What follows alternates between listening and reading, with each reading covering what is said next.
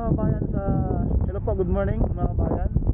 Latest progress po tayo rito sa SLEX Toll Road 4, Barangay Santa Maria. Mula rito sa Santa Maria mga bayan, pupuntahan natin yung Tiaong Interchange para makita natin yung progress, no? Kasi dito, ayan po, talagang sobrang laki ng progress din sa mismong portion ng Barangay Santa Maria, San Pablo City, Laguna.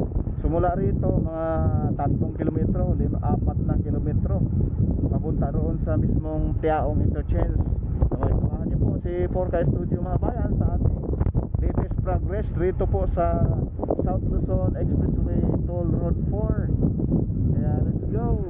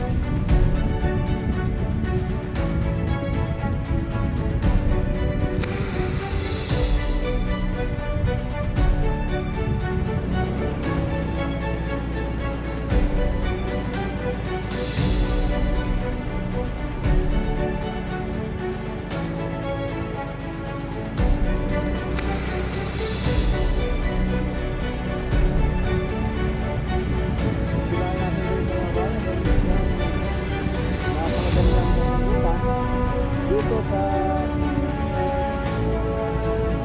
San Pablo City, hanggang kanan yung part ng Tiaong and then Batangas.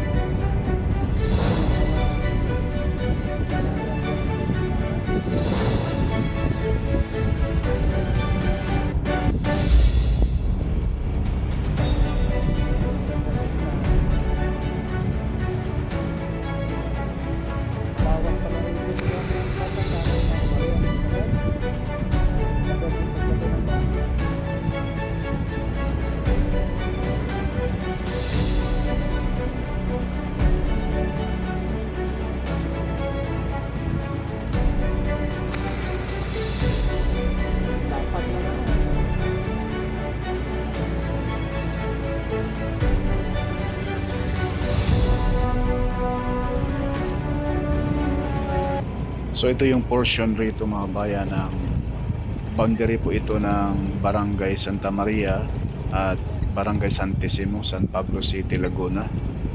Dito sa portion na ito mga 30 meters Dito laang sa portion na ito, ang hindi nalataga ng isusunod semento ito mga pag kabayan. semento, no? Lalatagan So ito konting ng ano na lang po yan mga kabayan dito sa Package C, no?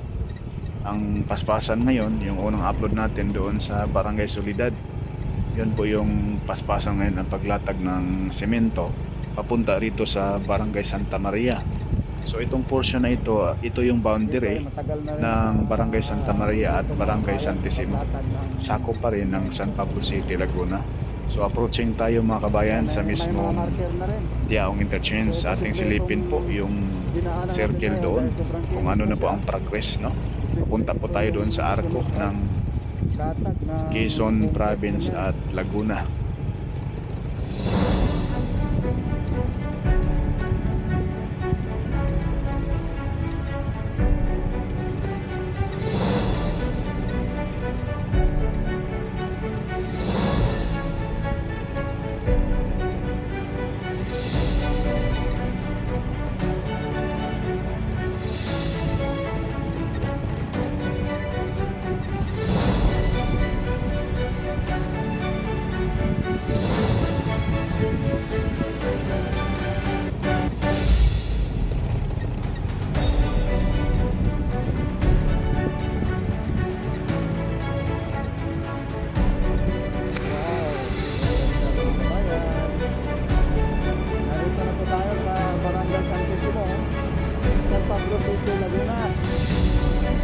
Ito yung portion na ba ay Santissimo na po ito. Lango pa rin ang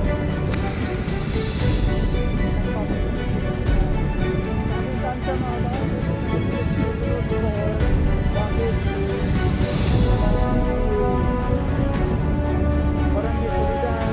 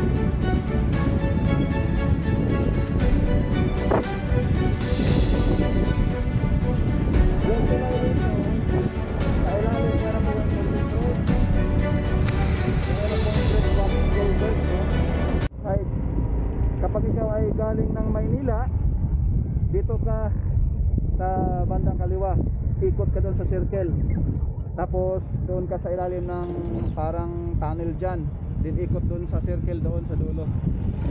So dito tayo daan, ipakita ko sa inyo mga kabayan. So ito yung portion na to mga kabayan, kapag ikaw ay galing ng Maynila, pagdating dito sa Tiaong Interchange, pakanan po kayo. Kung kayo ay mag-exit ng Escudero at mismong San Pablo at mismong Tiaong mismo, no? Ayan, sa areang ito mga kabayan. So doon sa bandang kaliwa, yun naman po ang galing sa Tiaong papuntang Lucena. Diyan sa kaliwa. Kumbaga sa lubungan mga kabayan. Dito dadaan sa parang tunnel sa baba natin, no? Yung may tulay dyan. So, yan po. Yang galing Maynila, dito dadaan. Ikot sa circle. Kapag ikaw ay galing ng Tiaong, dito ka rin dadaan sa lubungan yung galing sa Maynila. Kung ikaw ay galing ng Tiaong, papunta ka ng Lucena. Papuntang Bicol. Ayan sa harap natin. Sa gawing kaliwa. So, dito po tayo dadaan lahat, no? Yung galing ng Maynila, exit ng Tiaong. Ayan, dito po dadaan mga kabayan sa circle na ito. Ayan po. Itong box na ito mga kabayan. Yung sa taas, yan na po yung alignment. So, nakita nyo mga kabayan, ano? Ayan po. Yan. Simentado na rito. At dito sa unahan natin mga kabayan, ayan may putol pa. Yung galing ng Lucena, pa-exit ng Tiaong, ayan po, sa bandang kaliwa natin, hindi pa simento. At yung Tiaong papuntang Maynila, sa gawing kanan, ayan po. Yung putol pa po mga bayan, konti na lang. Matapos naman yung pagsimento. Yan. So, tayo ay approaching doon sa isang circle. Yung circle na yun mga bayan, yan, ang purpose daw niyan ay para hindi na maglagay ng traffic light ang SLEX. Ayan po. Sa unahan mga bayan, ipakita ko po sa ito yung circle. So yung circle na ito mga bayan, ang purpose daw nito para hindi magkakaroon ng traffic dito sa Tiaong Interchange at hindi na rin maglalagay ng traffic light, ano. Ayan po, napakaluwag po yan mga bayan. So bandang kaliwa, yan na po yung alignment ng Maharlika Highway.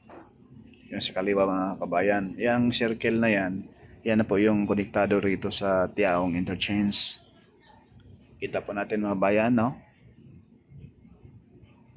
Yan, para hindi kayo malito, no? Iikot lang kayo rito, pasok lang kayo dyan sa kung saan tayo dumaan kaganina. At kita nyo naman yung view rito, talagang sobrang ganda. Sobrang ganda tingnan mga bayan, ano? Ayan po, yung likod niyan, yan na po yung Villa Escudero mga kabayan. Yung sikat na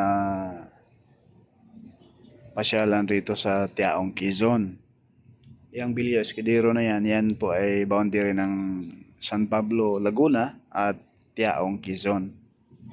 Ayan po, dito po tayo papasok pag once na ito ay bubuksan na, no? Ayan po, ayan po sa likuran natin, bandang kaliwa. Yan na po yung semento. Idudugtong po yan dito sa circle. Dito sa harapan natin mga kabayan. Andyan po yung circle. So itong way na ito ay papunta na po ito doon sa mismong Maharlika Highway. Ito ay approaching na po dyan sa mismong Villa Escudero at yung mismong Arco. Kapag ikaw ay galing probinsya Mindanao, madaanan mo ito mga kabayan, itong Arco rito ng Quezon Province at Laguna. Ayan po yung Villa Escudero sa gawing kanan natin. Yan. Yan po mga bayan, yan po yung main gate, papasok dyan sa Villa Escudero. Tayo ay approaching sa mismong San Pablo City, no? At ito na po yung Arco mga kabayan, ipakita ko po sa inyo sa ating harapan. Ayan na po. Yan na po yung Arco mga kabayan. Ito yung boundary ng probinsya ng Laguna at Quezon. Ayan. Andito na tayo sa probinsya ng Laguna. San Pablo City na po ito mga kabayan. Dito lang muna mga kabayan yung ating latest progress rito sa SLEX Toll Road 4 mula doon sa Barangay Santa Maria hanggang dito sa may Tiaong Interchange, dito sa may Arco mga kabayan. Paki-like, share at subscribe na rin po. Maraming salamat. Purkay Studio hindi sikat pero nag-aabot ng balitang tapat. God bless po sa lahat.